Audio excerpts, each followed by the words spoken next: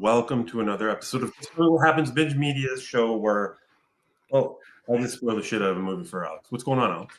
Nothing. I'm ready for you to tell me what happens. I'm very excited about tonight's pick, and still coming off the high of our Jack Black tournament that people can watch the video portion on YouTube right now on the Binge Media channel. You guys should like and subscribe to the channel, and also on the Jack Black tournament audio only version is on the audio feed on Binge Media. Just search Binge Media wherever you get your podcasts. So since the Jack Black tournament, I saw Minecraft. And did you get pelted with No, I wasn't involved in any of that nonsense. Good. But I'm pretty confident saying it would not have won. It wouldn't have won the tournament. So it's okay that we left it out. He's got like a big song or something on that soundtrack, right? Oh, I don't know. Probably. Oh, okay. Like he sings shit just randomly in the movie. Oh, really? Yeah, but that's what he does. Did the kids like it? I only went with Ethan, and he did like it. He's your gamer anyway, right? Well, yeah, he would be my Minecraft guy. Actually, Yeah, TJ was good. TJ wanted to go with his friends, but then they all were like, no.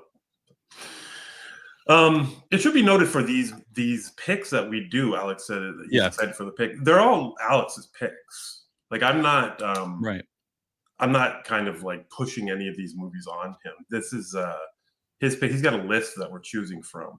That's right. I'm picking which ones I like the most. That's very true. Yeah, but you got a pretty lengthy list. How many movies you got left on that list? I mean, there's a lot on this list. I mean, I probably have easily 20 or so movies on this list.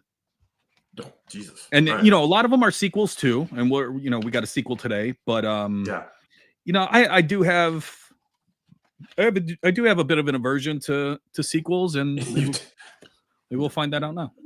We're gonna figure it out by the end of this show. By the end of the run of this show, I hope so. If I can give my wife some help. It was always part 3s that you weren't into, but this one is a part 2. Dr. Sleep is the sequel to The Shining. Right. Now, The Shining's a big show on the network. A lot of people, well, let's say Jack loves this Kubrick. He loves The Shining. I think you're a big fan of The Shining. Right? I love The Shining. Yeah. You love The Shining. So I kind of want to get in your head a little bit before we start giving facts and spoiling the shit out of this. What held you back from seeing this movie when it first came out? A couple of things. I mean, I don't like the way a lot of sequels are treated recently, like within the last 10 or so years. They tend to be, and especially sequels that are based off of movies 30 years ago or whatever, right? They tend to fall into like the Karate Kid remake thing. Or even the sequels they follow the same beats, the same points. You got to have the character come back. You got to throw you got to have a needle drop when certain character walks in. It follows the same template as the first movie, and I find that very annoying. It doesn't really. There's not so much of an emphasis on continuing the story. It's more, let's get the audience to feel that the way they felt the first movie, the first time around. So that's all. That's going to give me, unless you're Fast and Furious and you're in that franchise, then like for something like that, I'm just going to be in because it's stupid. You know what I mean? And it's just dumb as shit. It's just dumb as shit. But like Fast and Furious Part 10. Part 2, like you're in, like you're seeing that. Part 2, yeah, exactly. So something like The Shining is like that is such a classic movie. The 70s are like arguably one of the best decades of film ever. And for a movie that has an amazing director, cast, writing, everything, and even the book, even though there's differences. Yeah, you come out with a sequel 30 years later, and I'm like, I don't know about this, and especially because it was a book, right? Dr. Sleep was a book, and I'm not, and we could talk about it, but I'm not the biggest Stephen King novel fan. I like his stories as a whole and some of the adaptations, but reading his books are I think I called them garbage in our Discord, but Jeez, I know. All right. That's the thing. I only read this book because it was King. Like I got back on the Stephen King train quite a while ago. probably around the time 11/22/63 came out, and just devour everything he comes out with now. And they're not all great, right? Mm-hmm. And I'm only saying this because I'm a fan of The Shining. Like I enjoy it. I'm just not a humongous fan of it. So if someone else had written this book, Dr. Sleep, I don't think I read it. You know what I mean? Like I'm not that big of a fan. Like I wouldn't have read the sequel if it wasn't King. It just didn't fall in that schedule of King books for me. Yeah, yeah. Mm-hmm. It's a little bit weird for me. And these points that you're making about sequels, all of this kind of is addressed in this movie. Interesting. Flanagan, he really had it was a tough job to make this movie because we'll get into a little more. But King didn't like Kubrick's version of The Shining. They were fucking at odds about that movie for years. King has always said he's hated The Shining, the film version. So when Flanagan decided to make this movie about a book that is a sequel to the book, right? Not the movie, it's a sequel to the book. Direct sequel from the book. Gotcha. Right. There are things that happen in the movie that obviously don't happen in the book, and now Flanagan's got to bring this to screen based on a book that is not referencing anything that happens in the movie. So it was very difficult. Gotcha. Yeah. But yeah, I'll touch on that a little more when we get into it. You did some preparation? Yeah, I did a little bit of homework. I rewatched The Shining, which I probably rewatch that every few years or something like that. The last time I watched it, we did the commentary, me, you, Pete, and Jack. This is going back a couple of years, so sure. People can search that up. Okay. That could have been last week for you, by the way. I feel usually I don't fucking know, maybe. Yeah. You brought up the Jack Black tournament, and I was like, "What? What did we do?" We did. Yeah. So I rewatched The Shining. Love that. Have seen that so many times that I just watched that on 1.5 speed. Let's get through it. I did not, and I was going to listen to the audiobook, so I didn't do that, but I did do quite a few book to film comparisons on YouTube.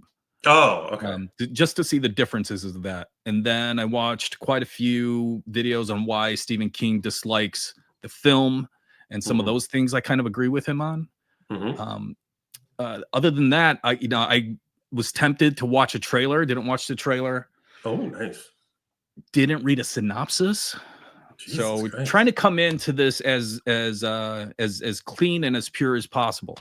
All right. When it comes to the sequel. All right. So on that note, what is it that you think is going to happen in this movie? Well, Law, as you know, we do this every Just Tell Me What Happens. I'm going to give you guys 3 guesses of what I think is going to happen in Dr. Sleep. All right. Okay.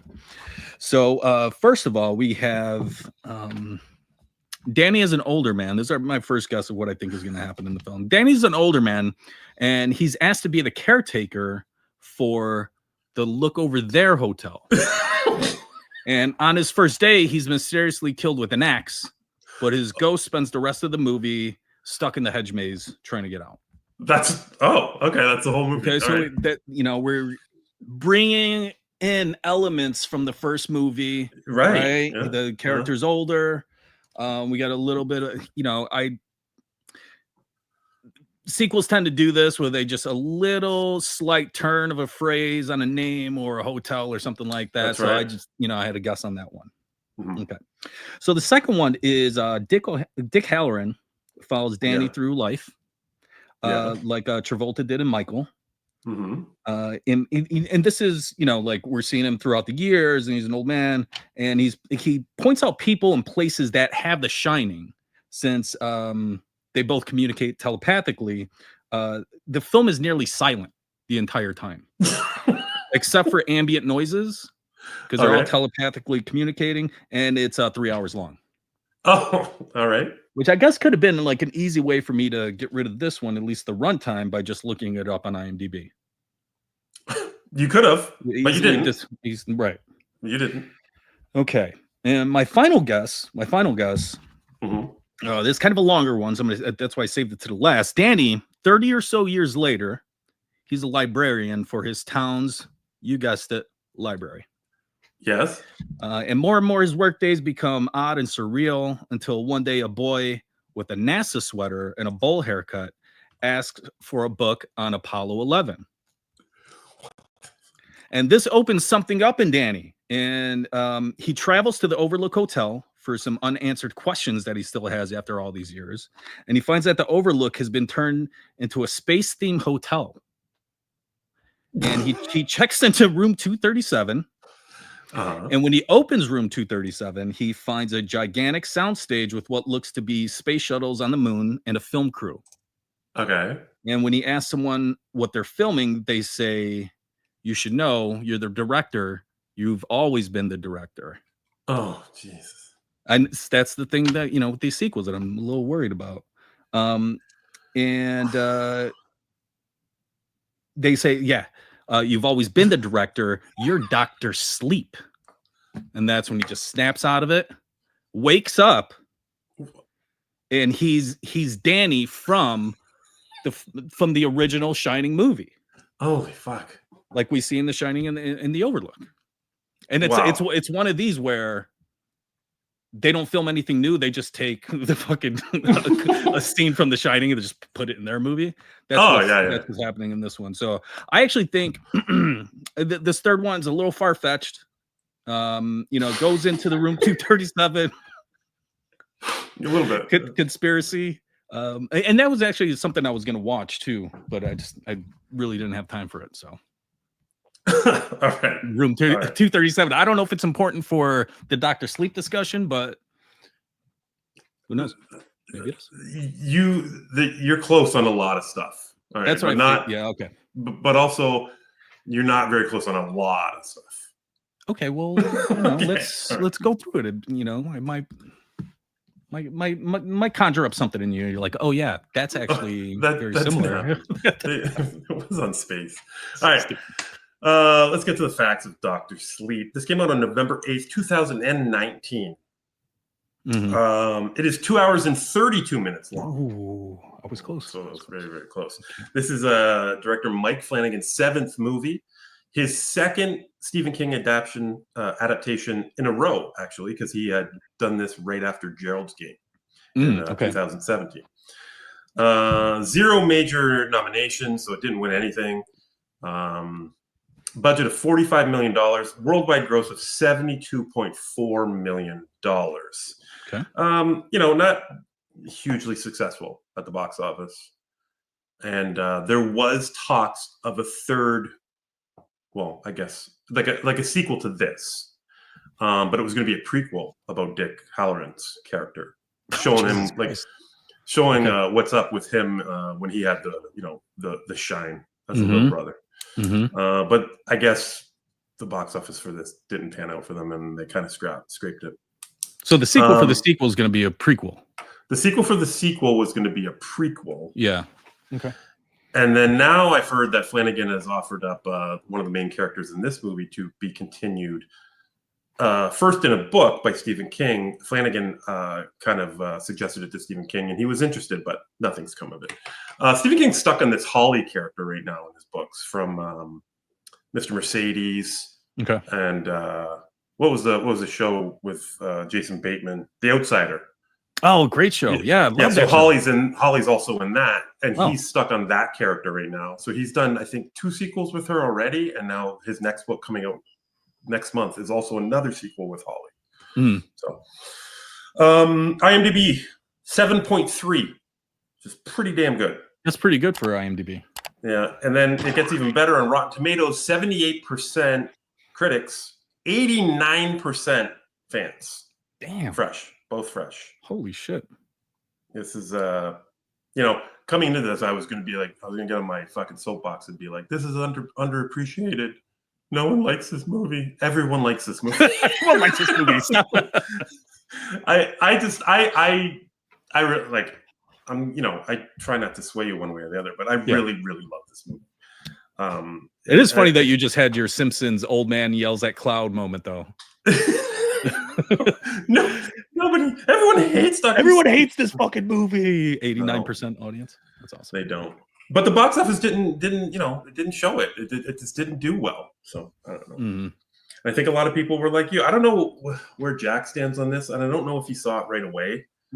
But I'm just using Jack as an example because there's so many purists, Kubrick purists, Shining purists that probably kind of turned a nose to this film. You know what I mean? Even though it's from the fucking guy that created The Shining, but we'll see. All right, so let's get into it. All right. The first thing you got to know about is the Dead Knot. The Dead Knot are the bad guys in this movie. Marino, they are fucking fantastic.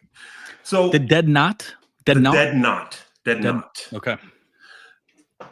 When you think about a continuing story for Danny Torrance, you're thinking about what's his shine going to do for him when he becomes older? What I like about this story is it doesn't focus so much on. I mean, it does. It shows you Danny as a grown up. Yeah, we'll get to that. But it doesn't. It's not all about just like what the shine has done throughout his life. It's about these Dead Knot and what these guys do. They're almost like a cult of like spiritual vampires.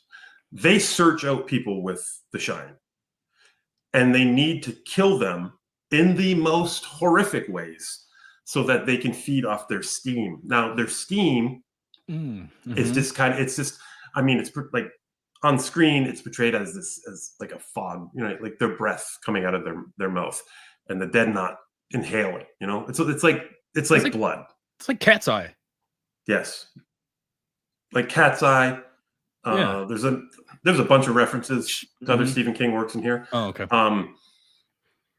So they travel the world, and they're ancient, right? They come from all different centuries. It's a group of people led by Rebecca Ferguson as Rose the Hat. She's fucking fantastic in this movie. Carrie's like just absolutely fantastic villain in this film. Anyways, they go and they search out people that shine, kids that shine. Kids, I think they like a little more because their steam's a little bit more pure, right? Right. Yeah. The movie starts out with Rose the Hat sitting by a little lake, by a pond, a lake, whatever it is, and she calls over a little girl, and this little girl comes over and she starts doing magic tricks for her, and the little girl's like, "Oh wow!" And every so often you see another person kind of standing off in the back of the woods, and the little girl's kind of like, "Who's that?" She's like, "Oh, don't worry, that's just my friend." And then they'll be talking a little bit more. She'll turn and there'll be like 3 more people. And this is all the Dead Knot coming over because they know what's going to happen. They kill this little girl off screen, but they kill this little girl. It's the opening scene of the film. It's very fucking, it's just dark. It starts off on a dark note and it gets a lot darker. So they're immortal? They are not immortal. They need steam to survive. Now, this comes into play a little later. I can tell you all about the Dead Knot kind of right now. Within the film, that you see them they get a new member. Like they trick this girl that has a shine, but her power is she's called a pusher. They call her Snakebite, and whatever she says to someone, she'll say something to someone, and they kind of do it, right? Or they believe it, or they like if she tells you to sleep, you sleep. If she tells you to come over here, it's come over here, or you know whatever she says. These aren't the droids you're looking for. Exactly, she has the Force. Snakebite has the Force. So they recruit her throughout the film, but also they lose one of their members. Old man, I can't remember his name. Something Flick, Old Man Flick, or something like that. He dies, so they lose one of their Dead Knot in this film, and I think he's just so super old. He needs more steam than the rest of them, and they're just not getting enough.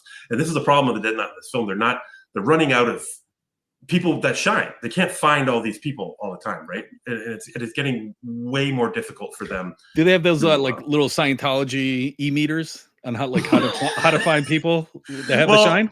No, it's Rose is the like she can feel a shine, right? Like she knows she can feel their power when it's working. And the way Dick did, right? Yes. Where when he first meets them, like he looks over and he's just like, exactly. He absolutely knew right away. Exactly. So she's kind of that person. Crow, he's kind of like he's this old army tracker, so he finds people, you know what I mean? Like they all have their different have their different kind of powers, if you will. All right, so that's the Dead Knot. As for Danny Torrance, well, first of all, we go right to in the weeks following The Shining. This movie starts off with Danny and his mother. In the weeks after The Shining, they've moved to Florida. And it shows Danny really struggling with the memories from the Overlook. He still sees the lady in the bathtub, right? He's having a lot of problems dealing. He doesn't talk anymore. He just sucks on his thumb. There's I don't know if there's a reference to it or not, but there's no mention of his imaginary friend. Tony. I don't know if he brings up Tony or not. I can't remember. But Danny's really, really struggling. So he goes into this park and he sits down on a bench and fucking Dick Halloran shows up. He's got to talk to him about some shit. He's like, Danny, you're struggling. You need to figure out a way to put all this shit behind you. By the way, all recast, right? Like these are all new actors. I love that Flanagan chose to go this route. A lot of shit we see in Star Wars and stuff like that now, they're just digitally altering people to look, the exact same as they were in the original movies. Yeah. Dick Halloran here is played by the same guy that played Isaiah Bradley in the Captain America movie, the first Captain America. So Halloran tells him, we gotta figure out a way that you can get past what happened in the Overlook. So he teaches Danny how to make these boxes in his mind, big, like almost coffin chests. And what he does is you get to see in his mind, right? And it's in the hedge maze, in the snow, and he's got all these chests, and he figures out how to put these ghosts. He locks them away in these chests in his mind. And the ghosts are just ghosts of the past. There's a ghost from the Overlook. All the ones that he came across in The Shining. Gotcha. Yeah. So the little girls, the old lady, because we see there's a cut scene in this movie where we see Danny, and this wasn't in the original film, I don't believe. We see him go to room 237. Is 237? Yeah. 237, yeah. So he encountered the old lady, right? And then the bartender, what was his fucking name? Lloyd. And then the fucking usher, like all the ghosts that you can remember from the first movie, Danny has to lock them away in his head. So Halloran teaches him how to do this. So we see Danny go back home. Him and his mom are watching a movie, and he hears some shit in the bathroom. And we get this this is the last moment we see from them at this age. Danny walks straight into the bathroom as she's getting out of the bathtub, closes the door, and then you hear the old lady screaming. Danny has defeated the ghosts of his past. Okay, yeah. They're all locked away in these boxes in his mind. Right. Skip ahead years to 2011. Danny's a fucking mess. I know I just explained to you that he's learned how to control all of the all of the monsters that are in his head and all that, but he is a drunk man. We join him at a bar where he gets into a bar fight, wakes up in the morning with this haggard old chick, or not old chick, but just this haggard chick. And she's puked in the bed, and he's just like, oh, fucking, and she's stolen his money, so he has to steal her money. While he's stealing her money out of her purse, fucking Dick Halloran shows up. This is the worst. He fucking shows up all the time. Whenever Danny wants to do something wrong, he shows up. He's like, what are you doing? Like, why would you steal her money? He's like, but she stole my money. And he's like, whatever. And Dick Halloran disappears. He takes her money. And as he's leaving, this fucking baby walks in. Like, I don't know, walking. So I don't know how old it is. It's like 2. And he's like, oh, fuck, she's got a baby. I don't know. So he just picks the baby up and puts it on the bed with the puke in the fucking dirty mouth. And then he fucking takes off. That was it. This is a turning point for Danny. Ewan fucking McGregor, by the way. Fucking McGregor. McGregor. We focus on the McGregor part a lot. His fucking name's Ian. Fucking McGregor. Ian. He gets out of town, jumps on a bus, goes to New Hampshire. He's got to start over. He can't do it where he's at. He needs a fresh start. Immediately getting off the bus, he meets this guy, Billy. Billy knows the look, right? This haggard guy gets off a bus, kind of doesn't know where he is. Billy takes him in immediately. Says, someone took a chance on me before. What about blah, blah, blah. Gets him an apartment. Becomes a sponsor. Brings him to AA. Gets him a job interview. First huge reference to The Shining. The interview for the job that he has is almost the exact same office that Jack interviews for the Overlook. But it's not in the Overlook, though. It's not in the Overlook. Somewhere else just looks that way. Yeah, it just looks exactly like it, and it even has the unexplainable window behind, all that kind of shit. Yeah. So that was a nice little nod, and there's a lot of them in this movie. But if I can remember them all, I'll try and bring them up. Oh, yep, there it is, right there. And so he starts turning his life around. Right, he stops drinking. He gets a job after this interview. He gets a job at a hospice, and at the hospice, there's this fucking stupid little cat that runs around all the time.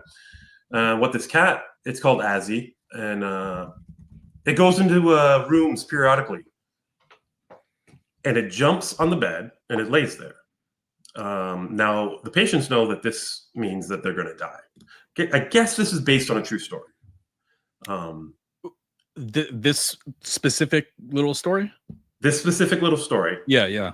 Which was almost kind of like what I've read is kind of the beginning of this story in Stephen King's mind. He heard about this cat that would jump on a bed when the person's going to die and just lay there with him. Yeah. Stephen King kind of built that. How am I going to put this into a story? It ended up in Dr. Sleep. So what happens is Danny goes, he follows the cat in and he sits next to the person and he just starts talking to them, and they're scared. They know what's going to happen. The fucking cat's laying on their legs. They're dead. But Danny starts talking to him. He starts shining into their head. You're going to be okay. It's nothing but sleep. There is something after. It's not darkness. He puts them at ease. He makes everyone feel better. So they start calling him Dr. Sleep because he's such a help. He's fucking living his best life. He's using his shine to help people cross over peacefully. Right? He's doing a good job. Wow. All right. So Danny's having a great time. He's sober. He's fucking using his shine for good. He's fucking not saving lives. Oh, by the way, the fucking girl and the baby that he put in the bed, they both died. Fucking horrible scene. Like it comes back. It comes back later. He gets visited. Yeah. So while he's sleeping, he gets visited by her because she's dead, and the fucking baby. You get to see the dead baby, just like Trainspotting. I was going to say that's some Trainspotting shit right there. Starts crawling on the ceiling. Oh fuck! It was awful. Anyways, so now he's trying to forget all that. He's trying to live his right life. He's got a chalkboard in his apartment building or his apartment, and one day he comes home and it just says hello. And he's like, whoa. He's like, who wrote this or whatever. Now this is Abra. This is the new shine on the block, Alex. She is one of the most powerful shines that's ever existed. And that's the little girl that we see in the trailer? Yes. Okay. That he's with, I mean. Yes. Okay. She feels Danny, right? Like she knows he's out there, and she just starts having conversations with people of the shine wherever they are in the world. She's very, very powerful. And she just starts a conversation and they start a friendship. And it's, a little back and forth on the chalkboard, blah, blah, blah, blah, blah, blah.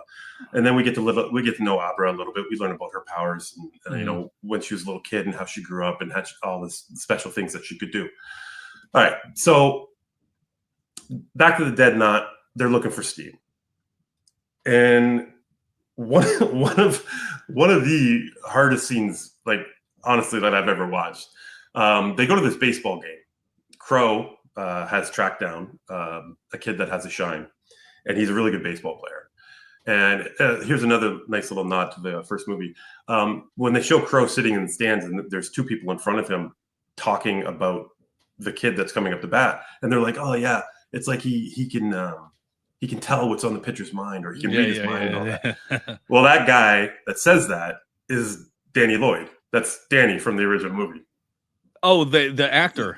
Yeah, the original. Oh, wow, Danny. that's cool. Yeah, that's funny. Which is very, very cool. So this kid comes up, hits a bomb, cut to after the game, and this kid's walking all by himself on this dirt road, and the Dead Knot, they travel in a big van. They pull up next to him. They're like, "Hey, you need a ride, blah, blah, blah, blah." They get the kid inside. They bring him to this like old not abandoned, but this like kind of like steel yard or something. And they fucking murder the shit out of this kid, Alex. It is brutal to watch. The kid with the shine? Yeah. Baseball kid? Yeah. They fucking destroy this. They tear him apart. He's screaming. And it's the kid from Wonder, too. Like, to make it even worse, like I've seen Wonder like 1,000 times and fucking love this kid. And just to watch this kid being fucking just tortured and tormented by these 6 or 7 grown adults and then sucking up his steam as it leaves his body as he screams out for pain. This kid is just unbelievable in the scene. He really sells it. And from what I've read, like this, I guess this was a really hard scene to shoot for everyone involved except the kid. Like the kid would just pop up and go, "Did I do good?" And they're all like, "Yeah," they're all fucking crying and shit. But yeah, you're great. Okay, real quick. Yeah. Do they fight over the dead knots? Do they fight over like who gets the steam? Or is there enough in the body for everybody to get a little steamage? Yeah, everybody can get a little steamage. It's very they're very greedy when it comes when it comes. You see a bunch of steam come out, they all kind of just jump on them, right? Like it looks really scary the way they do it.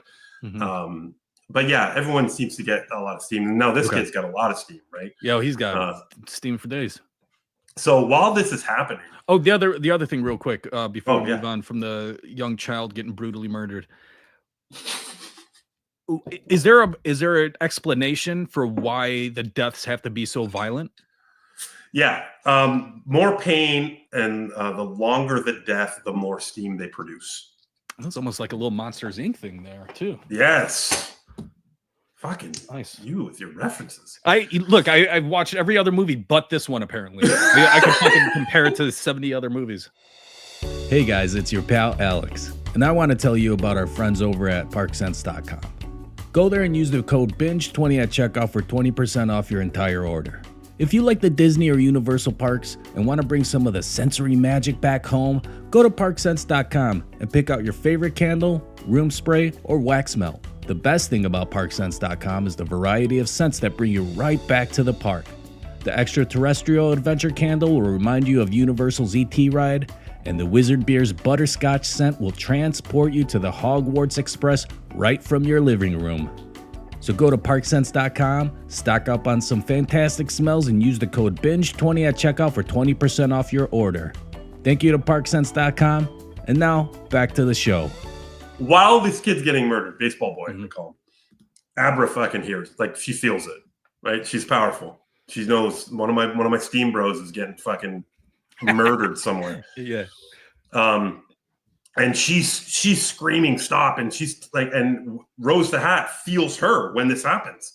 You got to stop calling her Rose the Hat. Like I can't take this movie seriously. Okay, I'm sorry. I just feel like she's a 1920s bad guy or something. You Well, you got to look out, Paul. You got to look out. Oh, is she really? Oh, that makes all the sense in the world. Damn, that's the fourth thing I was gonna write in my what happens in Dr. Sleep. You better look out for Rose the Hat. She'll get you a shine. All right, so she's just Rose. Let's just say she's Rose. Rose feels Abra too, and she gets very intrigued. She's like, "What the hell was that? Like, how did I feel somebody while I was doing this?" You know what I mean? So she gets very, very excited. Abra gets very upset about this. She tells Danny on the chalkboard. It's one of the pictures you see. She writes murder on the chalkboard. Danny sees it in the mirror, so it says red rum. Very cool reference back to Shine. I really loved how they did it. Nice. You know, the exact opposite of how it happened in The Shining, right? Because it said red rum first, and then he looked in the mirror and it said murder. Right. Well, he saw red rum first. Anyways, that was really cool. And she's very upset. She's like, "You got to help me. You know what I mean? These people are killing kids with Shine," and Danny's like, "Fuck that!" Like he's like, "Nope, you got to stay far away from these people. Like whoever they are, they're dangerous. Do not go and fucking mess with these people." Is she a little intrigued though? Is that why? Because she's like, "Hey, there are all these people out there." Abra? Yeah. Oh, Abra's fucking. She's determined to stop these people. Oh, like she wants to stop. Oh, okay. Oh, yeah. She's. But he's even saying like, don't even fucking try to stop. They're way he's too like, powerful. stay far away. Yeah. Okay, gotcha. He's like, these are like, if they're seeing you, if you're seeing them, they're seeing you, and they're dangerous people. Stay away. Yeah. So true to what Danny says, Abra is, just kind of. I think she's in bed or something. Rose goes and gets into her head to see what she's all about, and Abra kicks the shit out of her. Mind fight, Alyx. Mind fight. Abra kicks the shit out of her. So now Rose is getting pissed, right? And Abra's like, look, they came after me. I'm going to find fucking Danny. She goes to, she gets on a bus. I don't know what her parents are doing this whole movie, by the way. She gets on a bus. She goes to New Hampshire and fucking finds Danny face to face. They sit down and they have a talk. Danny is still like, there's no way, like, if she came into your head, she's too powerful. No way, no way, no way. And guess who shows up? Fucking Dick Halloran. He's like, look, you little bitch. He's like, you have a power and you need to help this little girl because, the way I helped you, I don't know how much he helped him, but the way he didn't die in the book though, right? Dick Halloran didn't die in the book, right? No, he didn't die. No. Yeah. You need to help this little girl, save other people with the shine or do whatever she's got to do. And Danny's like, all right, so let's do this. This is around the time when the dead knot dies. So they're getting kind of sicker. They're not getting enough steam. So Danny talks to Billy, his new best friend, the guy that got him the apartment, all that kind of shit. And then through Abra's instructions of where this happened, she kind of got a whereabouts of where the murder happened. Danny and Billy go and see if they can discover this kid's body, and they do. They dig up exactly where Abra told them to, and they find the body, and it's fucking horrible. And now Billy's involved, and it's on. Like now, Danny and Billy and Abra are going to face off against the Dead Knot, and it's going to be a full-on war. So the Dead Knot are just straight up coming after Abra now. Rose is pissed off because she got her ass kicked in the mine fight, and they're coming for her. A whole van load of them are just driving straight for Abra. So Danny decides to set up a trap. Now he tells Abra it's gonna take a lot of your shine, it's gonna take a lot of your magical powers. And she's like, okay. So they set a trap. Abra is sitting on a bench in the middle of the forest. And she's just waiting for them. She's just sitting on the picnic table and she's just waiting for them. And we get, I think, six of the Dead Knot show up. Rose is back at the van or at the trailer, and Crow is not with them. But all the other ones show up. And when they go, they stick a needle in Abra's throat and they grab her. And he turns around, he says, I thought that was a lot easier than I thought. And then he looks back and it's just a fucking teddy bear. So Abra tricked them all into getting there. Billy and Danny start shooting the fuck out of all the Dead Knots. Damn. Kill all of them. Remind me again, who's Billy? Billy's the guy that took in Eden. Yeah. In New Hampshire. Yeah. Where did Danny meet the little girl at? Abra came to him, got on the bus and drove to New Hampshire and fucking met him face to face. So before then, they were just. Before then, she was shining. She was writing. Shining. Yeah. She was writing the messages on his chalkboard. Yep. Yeah. Copy. Okay. So Billy and Danny take out all the Dead Knot sniper rifles behind the trees. Boom, boom, boom. They die pretty gloriously. Nice. They kind of explode into steam almost. I think there's a picture once in a while in here. Okay.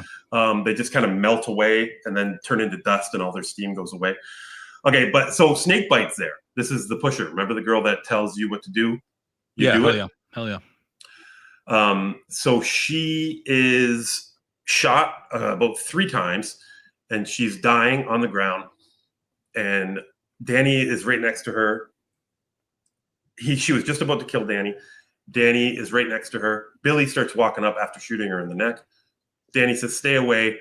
And with her last breath, she turns to Billy and she says, kill yourself. And Billy fucking takes his gun, shoots his fucking head off. It's one of the fucking most hardcore scenes. Wow.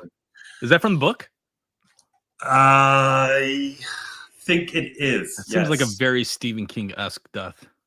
Yeah. So in the book, Snakebite was like Rose's lover, but they made her really young in this movie. She is the blonde girl with the short hair in these pictures. They made her like almost like a teenager, so they take that out. Crow and Rose are a couple in the movie. All right. So while that's happening, now Billy's dead. 6 Dead Knot are dead. Abra is at home. They show Abra at home, doing her fucking mind trick with the stuffed animal. She, as soon as Billy kills herself, she kind of snaps out of it. She's like, oh my God, what happened? Crow sneaks up behind her Now he tracked her real spot. You know what I mean? The other dead knot went to the trick, but Crow found her for real, sticks a needle in her neck, fucking abducts Abra, kills her dad. I don't know where her mom is, but kills her dad. Now Abra's been caught by the dead knot. Rose is very excited about fucking murdering her very slowly. And Danny is fucking distraught. Like, he doesn't know. He's lost Billy. He's lost Abra now.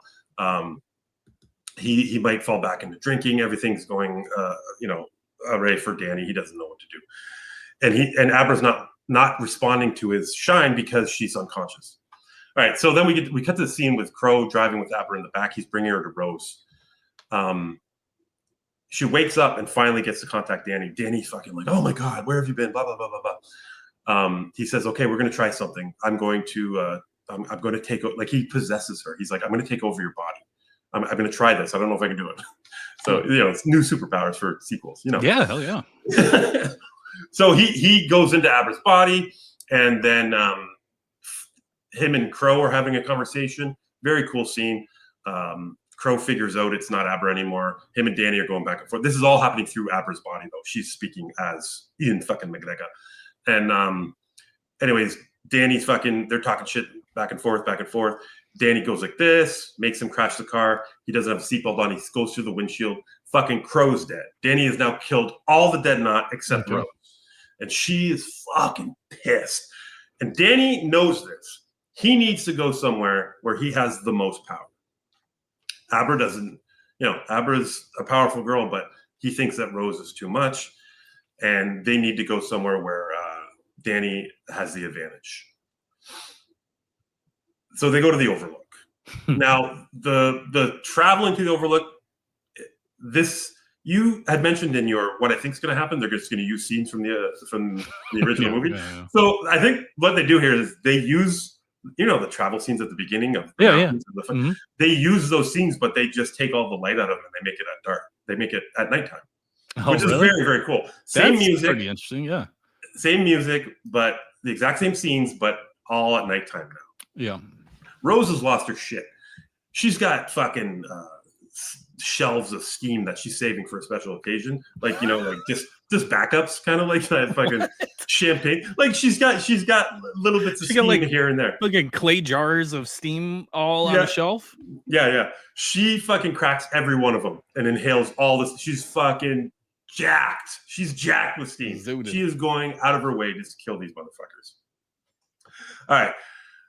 So they get to the Overlook, and Danny says, okay, you're going to wait in the car right here. There's only one road up. You're going to see her if she comes. Holler. I got to go power this bitch up. He's like, he's got to turn on everything at the Overlook. So here's your member berries. And there's so many of them. He walks around this hotel for 10 minutes. He leaves this little girl in the fucking driveway for 10 minutes while he goes through every room from The Shining. He goes into their old room, into the bathroom, by the elevators, down the hallway, into the typewriter room, and then he ends up in the gold room, the ballroom. Mm-hmm. Sits down at the bar, and all of a sudden there's a bartender. He says, "Oh, can I get you a drink, sir?" And Danny's like, "No, I don't drink anymore." And we get a little bit of a pan out, and it's his dad. Jack Torrance is the bartender.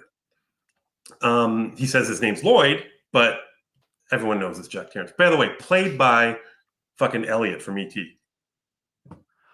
Really? So there are a couple of images coming up on the screen right now for the audio listeners, and it shows that character, the Lloyd character, or Jack Torrance as the Lloyd character. That's kind of what I surmised from that too. Mm-hmm. But that's really Elliot then, huh? That's Henry Thomas, right? I've been calling him Dead Knot. They're the True Knot. Sorry, Pete, or thank you, Pete. Whatever you want to say, it's True Knot. I keep saying Dead Knot. They're called True Knots. True Knot, the True Knot. Yeah. Oh, okay. I think Dead Knots. Yeah, I guess that's more zombie-ish. I think I was just had it stuck in my brain because it's cool. This conversation that him and his dad have is almost identical to the conversation that Jack and Lloyd have. Hear the dog that bit you, Lloyd. Yep, absolutely. He's trying to get him to have a drink. He's trying to get him to, be taken over by the hotel. Mm-hmm. Danny's not having any of it. What he does do is he goes and turns the power on in the hotel, and he cranks up the boiler. Well, one question is: this hotel, is the Overlook operational at this point? Absolutely. Okay. Huge difference from the book. The Right. book, the That's what I was Overlook gonna mention. Hotel does not exist Mhm. because it was destroyed at the end of the book, The Shining.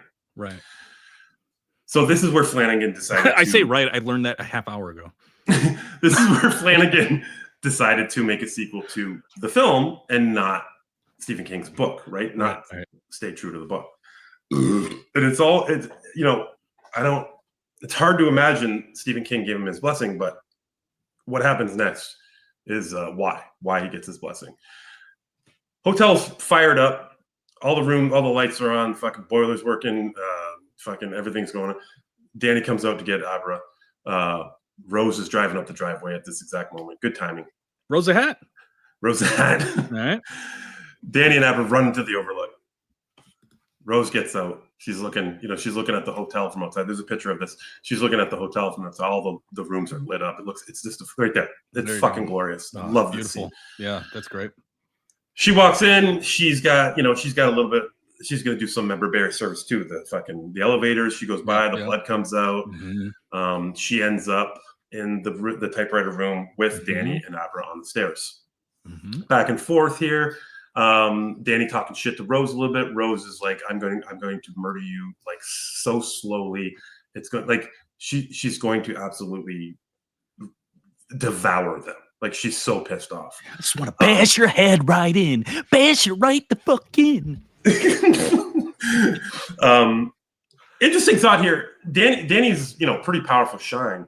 And even Rose mentions at this point in the film, she's like, how did we miss you? Which is a good point, and I'm glad Flanagan put it in there because if she can find Abra from wherever the fuck across the country, right? Like how did Danny become an adult? And he's just as powerful as her, and right? just especially when the first movie, like especially then, like how did she miss him? Which is I mean, it's not answered, but it's brought up, which I enjoy. Anyways, so they feel like they're trying to set a trap again. So as soon as she starts coming towards them, Danny fucks her up with mind force. Abra gets to her mind, brings her into the hedge maze. Abra starts fucking jumping out from bushes and slicing and dicing her with this really cool knife. And Rose is getting all messed up. And she finally catches Abra. And then what did that fuck? I'm trying to think of it. I'm trying to think how they get back in the hotel. I don't know. Anyways, she breaks out of the mind control that Danny had on him. She's back into the room. Danny and Rose start fighting. Axe gets involved, fighting this and that and this and that. Mm-hmm. Rose gets the upper hand of Danny. She starts killing him. Like there's actual steam coming out of him. You can see he's going to die. She starts looking into his mind and seeing all these memories, all these horrible memories that have come from this hotel, specifically his dad chasing them with the axe and all that kind of shit, and on these very stairs and all that kind of shit. Right? But then she sees the boxes, and she can't see what's inside the boxes. She wants to know what's inside the boxes. She needs more. She needs more power from him. And all at once, she starts asking about him. And Danny, he's got some cheesy lines here. He's like, they're not hidden or something. They're hungry. He releases all the boxes at the same time, and all of a sudden, all the ghosts from the Overlook are they start fucking her up. They start fucking up Rose. Way. They destroy Rose. They rip her to shreds. Fucking tear her apart. She's dead. But what Danny didn't take into consideration, they immediately turn on Danny. Yeah, why wouldn't they? Why wouldn't they? Exactly. So they start fucking taking over Danny, and instead of killing him, they possess him. They take him over. So now we have Danny in the role of his dad looking to kill Abra with an axe. And he's running through the halls, trying to get Abra. Abra's hiding from him until we get to this one scene where I think it's 237 actually. He finds her in the room, but Abra breaks the spell for a really quick moment and tells him, this isn't you. You've got to fight it, blah, blah, blah. Danny says, you're right. You need to leave now. I need to take this. I need to get rid of this place. It's, I need to close the door on this memory, and I need it gone for good. Aber runs out. Danny goes to the boiler room, and as he's waiting for the boiler to explode, his mom comes and visits him one more time, and just they embrace each other, and then the fucking Overlook kind of catches fire and fucking destroyed. Now, what Mike Flanagan did here is he took the original ending of The Shining and he made it the ending for Dr. Sleep. Sure. Which is why Stephen King okayed him making a sequel to the movie and not his book. Because once again, the book Dr. Sleep does end on the grounds of the Overlook, but the Overlook does not exist anymore. It just ends on the grounds. Yeah, gotcha. Okay. So a lot of those beats are the same. It's just that the hotel isn't there, but the grounds are there. The grounds are there. Is the maze still there? Is what? Is the maze still there in the book? Oh, that's a good question. I don't know. All right. I don't remember this. And Jack Torrance helps Danny in the book. Like he is a good ghost and ends up helping kill Rose. And I remember specifically, there's like the scene where he looks into the distance and fucking Jack Torrance is like, hey, bye. It's really cheesy shit. It was really cheesy shit. But essentially, Danny becomes Jack at the end of The Shining, and this movie plays out exactly how the book ended. The original Shining book. The original Shining, yeah, that's what I gather. Yeah. Jack fights off the demons long enough to, turn up the boiler room, exploding the fucking Overlook. And that was the end of that. So I really, really, really love how Flanagan kind of fucking mixes and matches his way through this movie. The final scene of the movie, we see Aber in her room talking to Danny. And they're just talking about what the future holds and this and that and this and that. And then her mom comes in and she's like, who are you talking to? So that's when we figure out that Danny is officially dead. He's Dick O'Halloran her. Yeah. He's dicking her. He's Dick Owen her. Yeah. Pulling a dick on her. He's pulling a Halloran. I love it. And that's it. I love this Henry Thomas as wow. You can see him now. You can see his face. You can see his face in Jack Torrance. That's awesome. Gonna put down my bourbon and have a cat. All right, and so that's it, huh? That is it. You get the ending to both stories basically in one shot here. Flanagan, I hate to say underrated because obviously it's not, but holy fuck, the job he did making everybody happy, right? Like all the pieces involved here, just to try and make everybody happy. The book lovers, the Stephen King lovers, Stephen King himself. That's what I was gonna say, especially considering like he's been a vocal just anti-film fan for so long. And so some of the things that I heard during my book versus film for The Shining itself, not Dr. Sleep, is that King always considered Jack Torrance to be a warm character, and the film Jack Torrance is more he's a cold character. He has like contempt for his wife. He's a shitty dad, he's obviously abusing his son and stuff like that, and obviously he doesn't really care about that either. So I can kind of see, and how King mentioned that the Wendy character is way more mama bearish in the book than in the film. So that's the thing, is like it makes me really want to read The Shining now, because of like I love that characterization of Jack in terms of like what I hear about the Jack Torrance and Wendy version in the book, but like the film versions of those two are fucking great too. So it's it just makes me really, really want to read The Shining. The Shining book does wonders for the character of Jack Torrance. The backstory you get for Jack Torrance is it's just so much, right?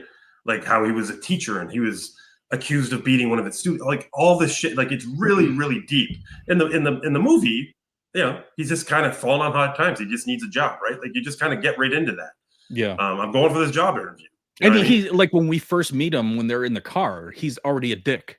He's already just like, he hates his family already. Right. You know? Yeah. And like, you don't want to be trapped in a fucking hotel with this guy by Right. yourself, you know, like Right. that's the feeling that you get from the movie, which is like, I fucking love the movie. But again, hearing these characterizations originally from the book is like, got me intrigued. Right. In terms of like Dr. Sleep itself, like, you know, we have this show where we're like, okay, you're gonna detail the entire movie.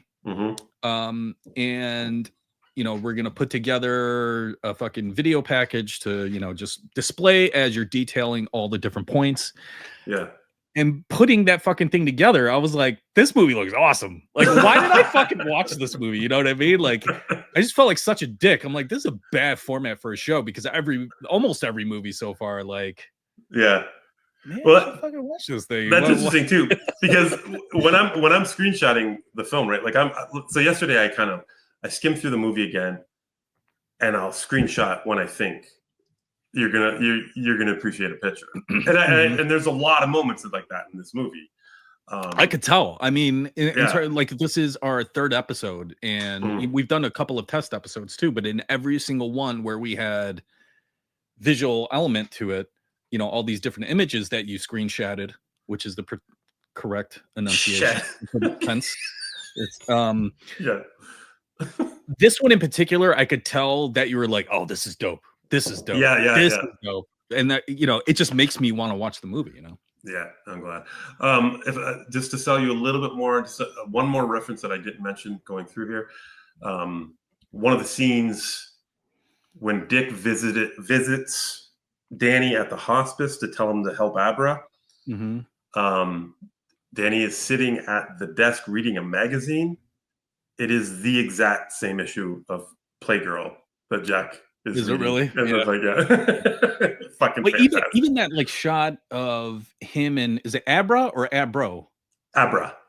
Like abracadabra. Yeah. That's pretty good.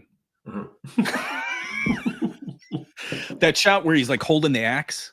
Yeah. Like, he's got that same jacket. He's got the flannel on. Like, he's got Jack Torrance's outfit on. Very Flanagan did wonders with this movie, I swear to God. Yeah. There's even a scene where I didn't take a screenshot because it was a little too dark. When Rose, the hat, is looking for Abra, she's sitting on her trailer, but in her mind, she's floating above the city in the clouds, and she's like flying over the city, and it looks incredible. Like it's like she's a superhero, right? Like she's just like this, and she's floating through the air, and she's looking down at the city and all the lights through the clouds and all that. It's fucking beautiful. This movie, that doesn't sound cheesy to me. You know, like the way you're like framing it doesn't sound cheesy to me. Whereas, you know, any other sequel might have that be a little cheesy because now they got fucking superpowers. Right. Yeah. Flanagan like he can do a lot in their minds, and he does. You know, he doesn't overdo it, but he uses it to his advantage a lot. Flanagan do House on Haunting Hill or whatever the Netflix ones, right? The Haunting of Hill House. Yeah, Haunting of Hill House. That's what it was. What's the other one? Midnight Mass. Midnight Mass. Yeah. That was great. More. Yeah. The Suicide Club one or whatever. I didn't watch that one, but this last one was the Edgar Allan Poe one. I can't remember the name of it. But every kind of episode was an Edgar Allan Poe. Yeah, it was really good too. And a lot of the cast, like that's where Elliot comes from, right? Like he's in all those shows. Henry Thomas. Thomas. Yeah, gotcha. Yeah, he's in all. Like they're really good friends. Yeah. He uses a lot of the same cast for a lot of the stuff he does, and I sure. really like. He did the first time he caught my eye was Oculus. He did that movie Oculus quite a while ago. It sounds fun. Yeah, it's really really good, and I actually really like Gerald's Game. So I love this guy, man, and I love that show. And I know Pete doesn't like those Flanagan Netflix shows or whatever, but we're gonna find out if Pete is gonna recommend this to you or not soon. Yeah, just checking in with Pete. He says that Danny's psychic abilities were long suppressed by his drinking, which so that's why makes sense. Yeah, that's why Rose couldn't find him. But it doesn't make sense when he was a kid, when he was most powerful, why she didn't see him, but whatever. Yeah. Those are details, whatever. Fall of House of Usher, that's the Edgar Allan Poe. And The Haunting of Bly Manor is the other two. Right. Flanagan's. Oh, and he says you were right. The director's cut of this movie is 3 hours. Yes, I finally get one on the board. 1 for 3. I'll take it. And I think I think there is a couple more like big flashback scenes or scenes that take place right after, like with young Danny and Wendy. Yeah, I've never seen it though. I've never seen the director's cut. Oh, it's awesome. Well, again, okay. I think my big takeaway is that I really want to read The Shining now, even though I'm not a huge fan of King's books. Like his writing prose is like super grating to me. Gerald's Game is one of the King books that I read. Oh yeah, I'm like, I kind of like that one. That one's all right. It's not bad. One's not bad. I think, but look at you love the movie. So I think reading the book is more about, that base of you seeing the film than it is about King's writing. I think if you are going to watch this film, I so recommend reading The Shining first, just so you have both aspects, movie and book, and then you can appreciate so much more what Flanagan does in this film. It's pretty fucking incredible. Yeah. Also part of it too is like, this is now a 2.5 hour fucking homework assignment that I have to do. So like, I just got the whole gist of it. Do I even need to watch it? You know what I mean? Oh, well, if you're not going to watch it, I don't read the book. But if you're intrigued enough to read the book, you're going to want to watch this after. I guarantee it. Okay. Well, we'll see. Yeah. If you're like me, you're going to forget everything I said to you in the next fucking week anyway. So what does it matter? Yeah. I mean, 100%. I mean, my big takeaway is I love Maria the Hat. Like, she seems like the fucking best character to me. If this was reversed, like if we ever do one where you tell me what happens, I'll watch the movie like in the next month and I'll be like, I feel like I've seen this. I don't know. Something seems very familiar. Worst. I might not seen this yet. Oh, that was a great one, pal. That was a great one. It's a great film. It's such a great film. And it's so good that I do kind of feel guilty about spoiling something this good for you. I wish like this was one of those what's the old show, The Docket that we did? This would have been a great docket. Sure. To have you watch it and then talk about it afterwards. Yeah. But if you ever do watch it, I do want to talk about it. And that, that's something we can do as we get along in these episodes. If you do ever watch the movies that we cover, we can have that conversation, like an update. Let's do a full review. Let's do a full review on Patreon. Patreon.com/binge media. You see it right there on the ticker, down there. Yep. $5 a month. Patreon.com/binge media. You get early access to these Just Tell Me What Happens video portions of the show. Yeah. And all early access for all of our other stuff. We do 2 commentaries a month. One is on Patreon, and the Patreon commentary is voted on by patrons themselves. So April's commentary is Pete. We just recorded it. Why did I just turn into law? All of a sudden, we just recorded the other day. It wasn't Memento was last week. Oh, Phone Booth. Pete's pooping. Oh, okay. Phone Booth. We did a fucking commentary for Phone Booth. It's on the Binge Media podcast feed right now. So wherever you subscribe, go check that out. Nice. But Phone Booth, I mean, what a revisit that was. Holy shit. You love that movie. If you want to get transported back to 2003, that movie will do it for you.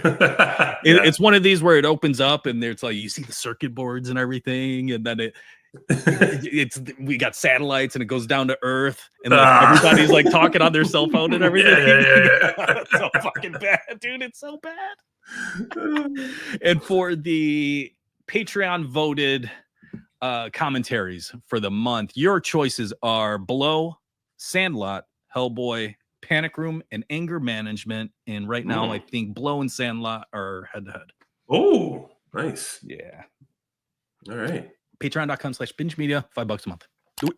And parksense.com. Use the code binge20 at checkout. And your whole house will be smelling like Henry Thomas. Exactly, like his sheets. Yeah. Well, we just got a update from Pete. He said Blow is in the lead. Sandlot, Hellboy, and Panic are tied. Oh, wow. And apparently nobody wants to hear me and Pete talk about anger management, which is one of our favorites. Yeah, I mean, I don't hate Blow, but it's probably my least favorite movie on that list. Yeah. But yeah, all yeah. right, I just sealed the deal. Blow's gonna win now. And we did get a listener yell at us and say, hey, technically the Sandlot Sportscast, they already did it. Oh, well. Simpsons did it. Maybe that's going to be a binge media thing. Sportscast did it. Well, it doesn't count. It's not football, so it doesn't matter to them. That is true. That is true. Yeah. That's a really good point. All right. Well, you gonna see it or what? What's going on? I don't know. Should we ask Pete? Are you gonna see it first? Am I going to see it? Yeah. Yes, because I'm intrigued and we just talked about it and it's very fresh in my head. No, because I feel like I've already watched it and it's a fucking God damn it! This is the fucking. Show. This is the worst show ever. Just, the whole point of getting you to watch a movie is ruined by me. Like, okay, let's leave Fate up to one. All right. Okay. Pete, should I watch Dr. Sleep after having Law tell me what happens in it? Yes. Yeah. Ah!